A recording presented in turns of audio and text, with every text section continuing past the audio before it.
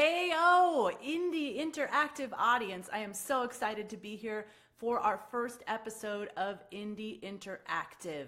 I know that many of you have been really asking for a weekly show. I have my weekly podcast, and it's just fun to be able to be interactive with you. A podcast is great for putting in your ear when you're exercising or working around the house, and I do it all the time. But I love to be able to see and hear what you guys are thinking about what I'm saying. It helps me know what to teach in future episodes. And so I just want to encourage you guys, if you're here live, please post in here, say hi. I know many of the women from the female indie musician community are hanging out here with me right now. So post in the comments. Oh, I see some popping up already. Awesome. I'm so excited to see you guys today. After a few people have come in, I'm going to say hi to a few people, but I just want to let you guys know why I'm doing this show, and first of all, who in the heck I am. So many of you guys probably know, my name is Bree Noble. I run Women of Substance Radio and the Female Entrepreneur Musician. I run a site called Female Musician Academy, where I have a bunch of different courses to help indie musicians. And I've also got the free group on Facebook called the Female Indie Musician Community. So if you're not in our community, come join us. You can do that at woscommunity.com.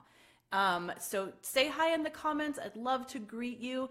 And I just want to let you know why I'm doing this show as well, for personal reasons. So when I talk to, my students or any artists I'm working with, to me, one of the first things I say to them is, are you doing Facebook Live? Because there's so much opportunity in this space right now for you guys. You have, contact and access to people like you never have before. You can have a weekly show. I mean, that is just insane to me when I think about in the early days of my music career, thinking about that kind of an opportunity. So I would love to know in the comments right now if any of you guys are doing Facebook Live, because the reason I'm doing this show, and I've done Facebook Lives, here and there, and when it works out for my schedule, but I just, I've been telling all my students, like, you need to have a weekly show. And then I'm thinking to myself, well, why don't you have a weekly show? You better put your money where your mouth is, or your time where your mouth is, or your commitment where your mouth is, and have a weekly show. So that is why I am doing this show. It's to help you. It's to lead by example. And so that is how Indie Interactive was born. And I truly want it to be interactive. And I want you guys, to put this on your calendar and join me every week on Wednesday at 9 a.m. Pacific, noon Eastern, because I think it'll be really fun. I'm going to have monthly themes. I'm going to be, teaching different things every week. I'm going to have lots of cool freebies for you guys, and today is no exception, so we'll get into that in a minute. This month's theme is superfans, so we're going to be talking about all the different ways that you can create superfans. But let me just say hi to some awesome people in the comments over here. I've got to say hi to Lindsay. Awesome to see you. Sophia, Shelby, Tracy, and let's see if anyone says that they've been doing Facebook Lives. Not weekly. I know it's hard to commit to weekly, and that's one reason I'm doing this, because I want to prove that it can be done, because I have a crazy schedule. Like, I know what you guys are up to. Like, I'm a mom. I have 2 kids. Yesterday I spent all day down, we live kind of up in the mountains, so we have to go an hour away to do anything significant, and I spent like 2.5 hours at the dentist. We were going to the orthodontist. We were going to, every store known to man that we don't have in our town. And so, it's hard to put something on your calendar and have it every single week. But I decided I'm going to commit to this. It's going to be Wednesdays, and I'm not going to schedule anything on those days. So I want to prove to you guys by example that you can do it. So let's get into the content for today. And I want you to hang out and stay till the end, because I've got a really cool freebie for you guys today that I just created for you that is, it's never been available before. So and I'm going to be asking you some questions throughout, and I'd love to hear you chime in just so I can get an idea of where you guys are at, and we all can learn from each other. So sometimes I see things in the comments that I'm like, wow, I never thought of doing that. That's awesome. So just feel free to comment away. So I'm going to be talking today about house concerts and how house concerts can create super fans for you like almost no other strategy. I mean, to me, it is just so amazing what house concerts can do. So I'd love to hear from you guys if you have done house concerts before. And put that in the comments, like just put like yes, house concerts, or just put house concerts. I'd love to see if you guys have had that experience, because it's an amazing experience between you and your fans. So I'm seeing that Shelby also does Facebook Live. That's great. But she'd like to do something, yeah, on a more regular, totally. Let's see. Yes, okay, so wow, Shelby, she's awesome. She's done house concerts as well. And Lindsay has not done house concerts, but I know that she has access to my course, so she can totally start learning how to do that. So yeah, post in here as I'm going along if you've done house concerts. I love to know kind of how our audience is made up. And then as I'm going through these strategies, any of you that have done house concerts, I'd love to hear how you've used these. So first of all, how do you create super fans with house concerts? There's so many ways, and I'm going to cover 3 specific areas that house concerts really help you create super fans. So number 1 is using your host. So house concerts are really, really driven by the host, because the host has opened their home. They are offering this to their friends. And, you know, let me just say that when you get a host for house concerts, make sure that they're willing to, you know, go out to their own friends and invite them personally, because that is going to be the way that you get people into the show. Most hosts don't want to invite random strangers to their house. So what's cool about house concerts is it opens up this whole new audience to you, because it's the specific friends of that house concert's host. It's kind of the same idea as, you know, those house party, Tupperware parties, or, you know, 31 bags parties, or Arbonne parties. You know, I've certainly been to my share of those. It's kind of the same idea as that, where you as the host are expected to invite all of your friends, and instead of trying to sell them something like you do at, you know, one of those parties, you're offering them this free, amazing gift of this concert. And the way that this really creates super fans is that your host is kind of giving you this foot in the door. They're saying, you know, I love this artist and I want to share them with you. And so it automatically opens up these new potential fans to you. And that is, you know, part of the biggest part of the battle, I think, is, you know, if you're playing at a venue or a bar, it's hard to even just get that, like, turning them into like a totally cold person that doesn't know who you are, doesn't care about your music, to like, yeah, I might be interested in learning more about them. I kind of like that song.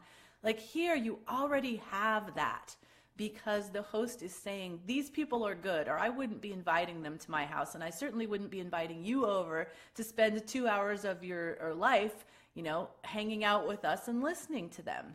So that is already a serious inroad to them becoming a super fan, because they're going to come in open and ready to hear what you have to say and what you have to perform for them. So before I get to the next one, let me just check in and see who. Oh, hey, Beth, great to see you. Great to see Deborah. Great to see. So let me know. Let's see. Oh, you're at the doctor. Well, I'm impressed that you're on here. I understand you might have to come and go. I know I was at the doctor yesterday a long time. Hey, Ingrid. So I know Ingrid is working on house concerts and putting together some tours for that. Any of you, let's see, house concerts. Yes, cool. Very interesting. So let me know again if any of you guys have done house concerts. So the next way that you really can cultivate super fans at a house concert is from the stage. So, and you know, a house concert stage might be someone's living room. You might just be like a few feet from these people, which is really one way that helps you cultivate super fans, because having that intimate experience with them, really, really interacting with them on a personal level already, you know, gives you that inroad, makes you really exciting to them, makes you extremely memorable. And so that's one major thing, is that they are so up close and personal with you, but also they're totally focused on you. So like I said before, when you're at a bar, you're at a venue, you're at a festival, there's all kinds of other things going on, distractions, people talking, food, drink, whatever, cavorting, all that stuff. That is not happening at a house concert. People are sitting, they came to enjoy you, and they are focused on you. And so because of that, they're taking in everything that you're doing at a house concert. And that is really, really, really going to get them excited about the music that you have to offer. And, they're going to remember the lyrics. They're going to remember the tunes because they're focused. So the next thing, and I want to ask you guys if this is something that you do. So you can really incorporate covers at a house concert. And the way you can do this is you can provide a list for people to choose from. Since they're so up close and personal, at one point during the show, you can say, I want to do a cover song for you guys that you guys really like, but I want you guys to choose. So I want, whichever song on this list that I have gets the biggest, raucous round of applause is the one that I'm going to do. And so therefore you're getting this interaction with them. And then that you're doing a cover that they are going to know and enjoy. So I would love to know if you guys have kind of a list of covers, go-to covers, that you can offer to an audience. I mean, obviously you don't want to open it up to anybody suggesting any song, because that could be a huge amount of songs and you're not necessarily going to know them all. But if you've got a list of maybe 10 covers that they could choose from and you were totally ready and prepped to do those, then it's fun to let them choose. It really allows them to feel like they have some, control and interaction in the show. So do any of you guys do that? Do any of you guys, and I need to know how to pronounce your name. Is it LaHaye? I've seen it around in the group and I'm like, shoot, I don't want to mispronounce her name. I really like it, LaHaye, but I'm guessing the G is silent. So does anybody have a list of covers that they use when they're, performing anywhere, even if it's like at an open mic or something? Is there a list of covers that you use that you can kind of pull out of your arsenal? If not, I totally suggest that you create this, because it's not just useful for house concerts. It can be useful for other things as well. But that's a big one. So I know that, and I don't think she's here, but Carlene, one of my Academy members, she really specializes in songs from the 60s, and she's got a huge list of songs by like Joan Baez, Joni Mitchell, all these songs that the people in her audience would really love, and she opens that up to take requests. And she, like, if she's performing even at like a restaurant or a coffee shop, she passes that around and lets people choose. So let's see, cool, you do have covers. So Shelby has covers. I want better ones. Have you ever put that out to your audience to choose? I'd love to hear if you do that. So another thing that's kind of on the same line, but it's super fun. So if you do covers and they're covers that people know, and I'm not suggesting you become a cover band. I used to throw in 1 or 2 covers when I would perform. But if it's covers that people know, and especially if you know your audience and the kind of people that are there, like I said, my student that does 60s music. I mean, maybe your audience, loves old folk tunes, or, maybe I know, sometimes there are a Christian audience, and they, might do a worship song that everybody would know, something that would be universal that people would know, or, your audience grew up in the 80s, and so, if you did a really popular 80s, Don't Worry, Be Happy, or something that everybody would know, it is super fun to do it kind of a sing-along experience. And in a house concert, that works so well. So I had this experience when I was in Nashville one time. An artist that I liked was performing at a local coffee shop. And so we were at a conference, and a bunch of us went over there and were hanging out and listening to his concert. And right in the middle of the concert, he said, we're going to do it, we're going to do this song. You guys might know it, so if you know it, sing along. And it was a song that everybody knew, and everybody loved. And so we had so much fun singing along to that song. And, everybody was singing at the top of their lungs. They were singing harmony. And so after that, every time I hear that song, number one, I think of that artist and I think, oh, have I played that artist lately? I need to pull out that guy's CD. Number two, it sticks in my mind, that memory. I'll always remember that concert, and it always will link that song to that artist, and it will always make me, think about that artist and wonder what he's doing now and want to go check into that. And so I recommend that you come up with a sing-along, not only because it's fun for everybody, but it's a great break. You don't want to just stand up there performing and they're just sitting there. It's great to have these interactive moments, which actually works really well with my theme, Indie Interactive here. So I want us to be interactive here while we're on this show, and while you are with your audience, you need to be interactive. So another thing that you can do is tell stories. Now, I love to tell stories when I perform. It's one of my favorite things to do. In fact, I had a program that was actually more like half stories and half songs, because my stories, people love them and they resonated with them and they went very well with the songs. So I'd love to know from you guys if you tell stories when you perform. And obviously it totally depends on the venue.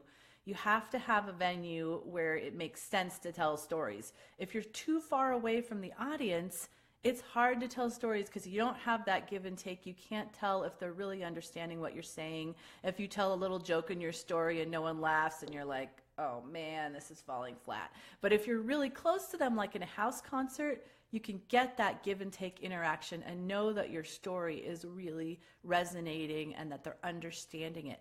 So let me know in the comment box here if you, Carlene is here. I was just talking about you. Awesome. Let's see. Oh, you did what did you say? You did a beach concert last night. Oh, that's so fun. I love that. Everybody sang along. So do you guys use stories? I'm sorry, I keep saying Shelby. Sorry, Shelly. I don't know why. I must have Shelby on the brain. I have a friend named Shelby. I'll answer to anything. Okay, well, I promise to call you Shelly next time. Do you guys do stories when you perform? Do you have a concert situation when you're doing smaller venues where you tell stories either about the songs that you wrote or about your life that relate to the songs? Let's see what it takes. Always takes a minute for comments to come in, but let me know if you guys use stories. And if you don't, I want you to think about creative ways that you can use stories. I made so much of my career off of telling stories that related to my songs. And not only, does it make the concert different and more interesting, but it breaks it up, but it also helps them really get to know me. It ties me to them, and it ties the songs to the story, and it all becomes this, big, awesome cycle of them getting to know, like, and trust you, and that really always leads to them buying your music, or giving you a donation, or whatever the call to action is in the certain situation. So let me know in the chat if you use stories, and I'll just take a second check and see. Agree. I mean, I have a few artists I work with that really use stories, and they work so well for them. Storytelling, awesome. So Deborah totally agrees with storytelling.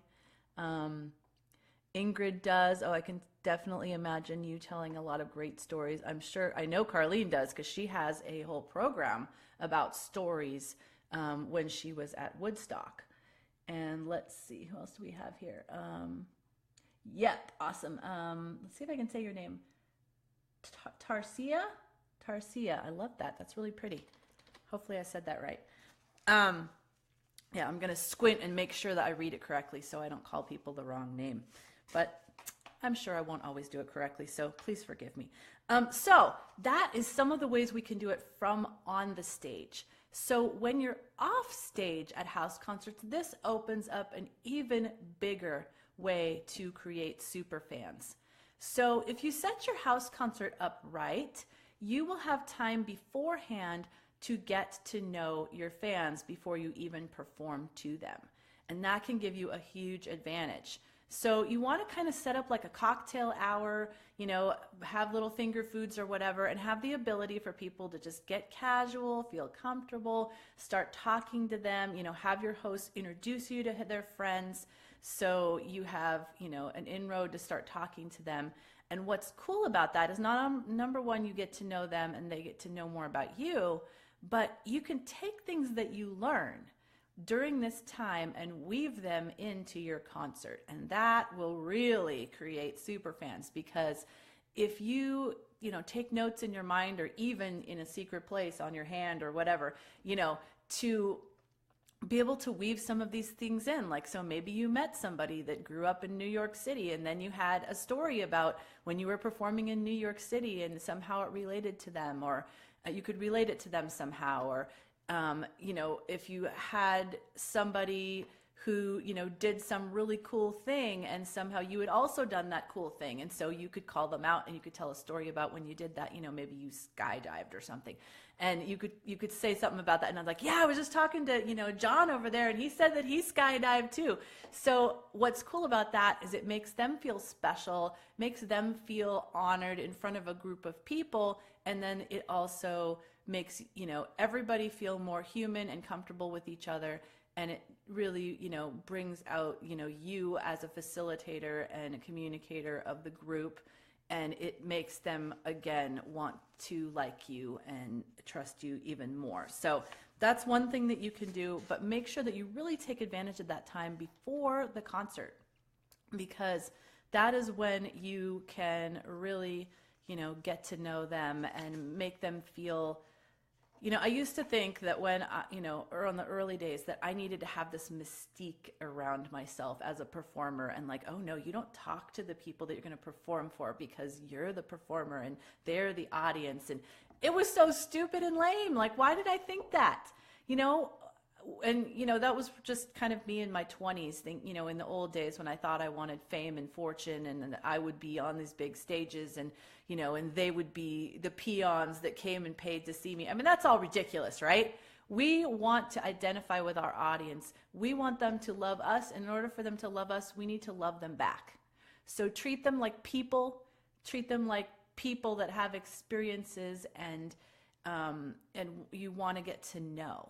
So that's my soapbox on that one, because I know that I have done this and put this wall up between myself and my audience. And house concerts breaks that wall down whether you like it or not. So that's one reason to do it. If you have that feeling like, I'm shy, I don't want to get to know my audience, like, do a house concert.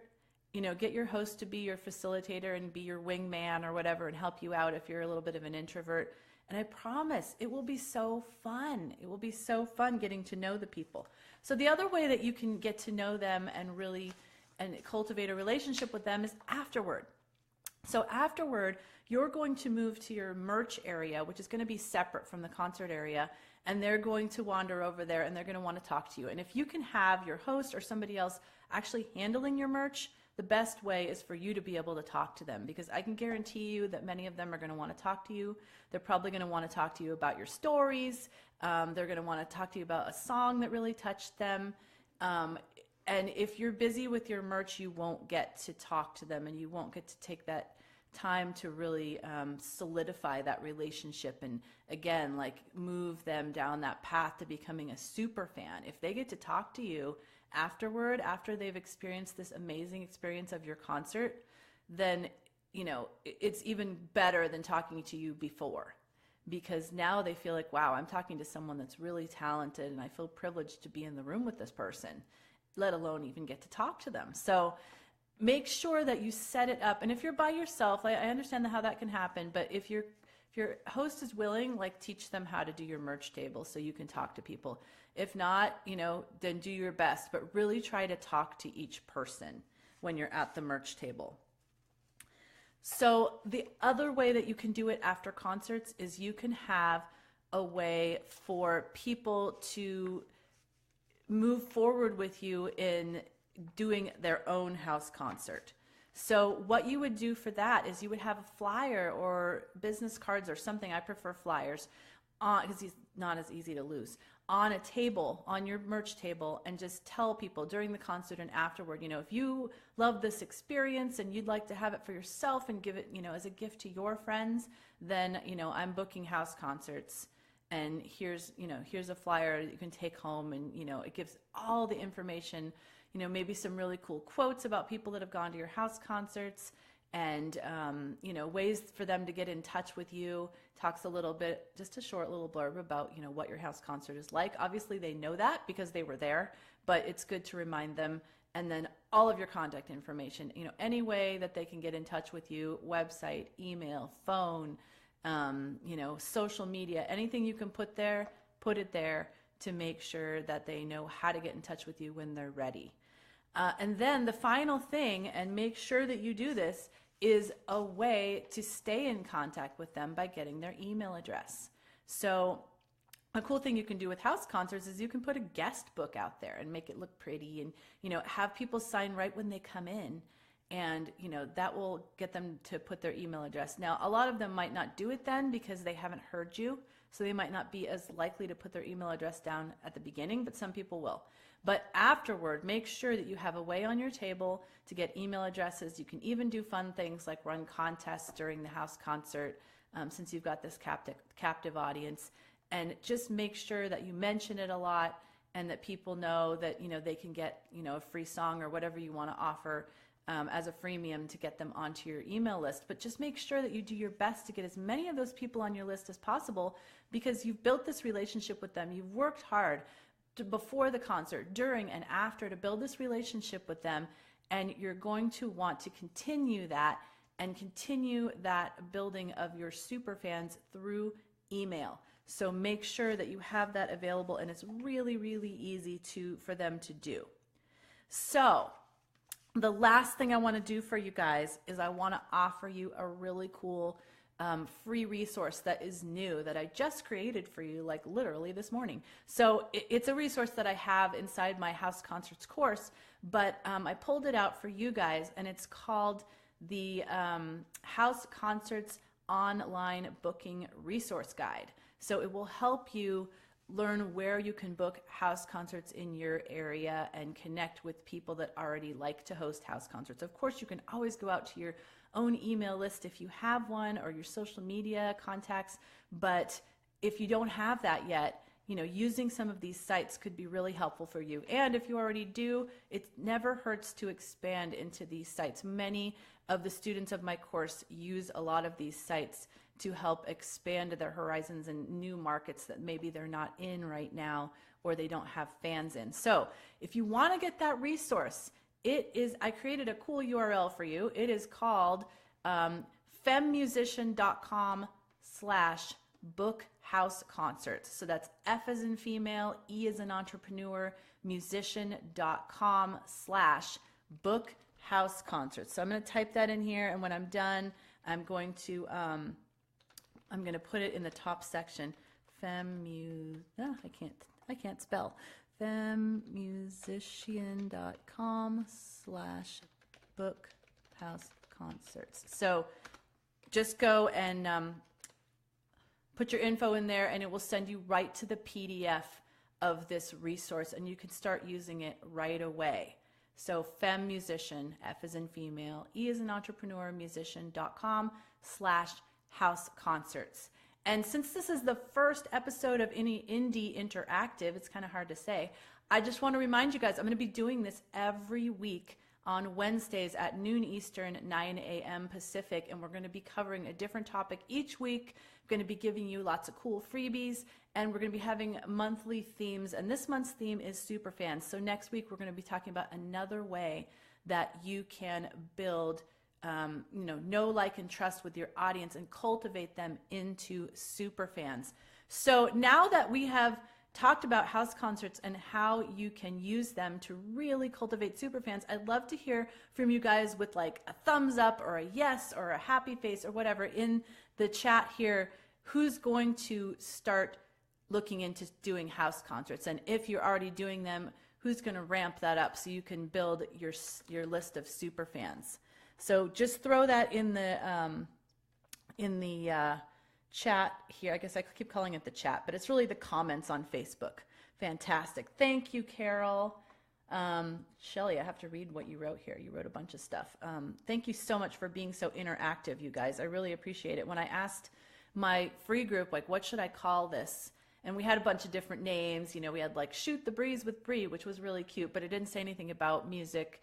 And this, it doesn't say anything about music, but, you know, being that it's under Women of Substance Radio and then it's indie interactive, I just wanted to make sure people knew it was an interactive show. I want to know what you guys say. I care about what's going on with you guys, and I just want to help you. This is all part of my mission this year, to help as many indie female artists as possible to really build, not just grow their career, but build a sustainable career. And I truly believe that house concerts is one major way to do that. And obviously building super fans is what it's all about, because you're creating this asset of super fans who will then support you in so many ways in the future. So that's why I chose super fans as our first theme. So let me know, any of you guys doing ready to start doing house concerts? Let's see. So Shelly was already doing them. Awesome. You want to ramp them up? Sophia, let's see. I want to do house concerts. Great. Carlene, have you done house concerts? I don't know. And let's see.